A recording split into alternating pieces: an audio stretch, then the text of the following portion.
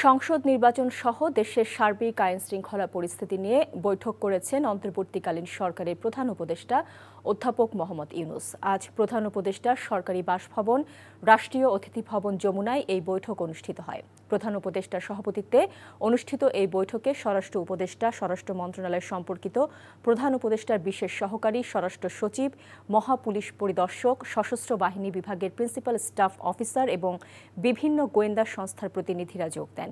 বৈঠকে ডক্টর ইউনূস আইন শৃঙ্খলা পরিস্থিতি নিয়ে সবার কথা শোনেন এবং প্রয়োজনীয় দিক নির্দেশনা দেন।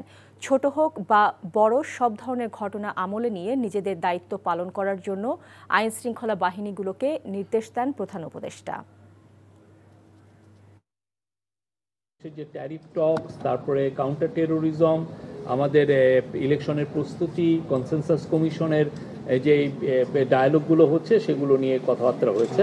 প্রফেসর ইউনূস পুরো ইউএস চার্জ দ্য অ্যাফেয়ার্সকে জানিয়েছেন যে বাংলাদেশ গভর্নমেন্টের, ইন্টারিম গভর্নমেন্টের টপ প্রায়োরিটি হচ্ছে কাউন্টার টেরোরিজম, এবং উনি বলেছেন টেরোরিস্টদের ব্যাপারে এই গভর্নমেন্টের জিরো টলারেন্স, কোনো ধরনের কোনো টলারেন্স টেরোরিস্টদের প্রতি শো করা হবে না, জিরো টলারেন্স। উনি এটা দায়িত্বহীন কণ্ঠে জানিয়েছেন। আর আজকে আপনি জানেন, আজকে রাতে আমাদের প্রতিনিধি দল ইউএসএ যাচ্ছেন।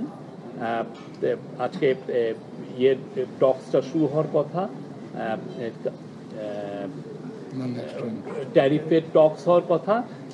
সেইটা আমরা আশা করছি যে এই টক্সটা ভালোভাবে কনক্লুশন হবে এবং আমরা এই প্রতিনিধির সাথে, যদিও টক্সে থাকবেন না, বাট প্রতিনিধির সাথে একটা গ্রুপ অফ বিজনেসম্যানও যাচ্ছেন।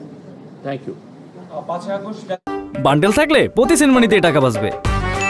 বিকাশ সেনমানি বান্ডেল কিনে জিতুন প্রতি লেনদেনে।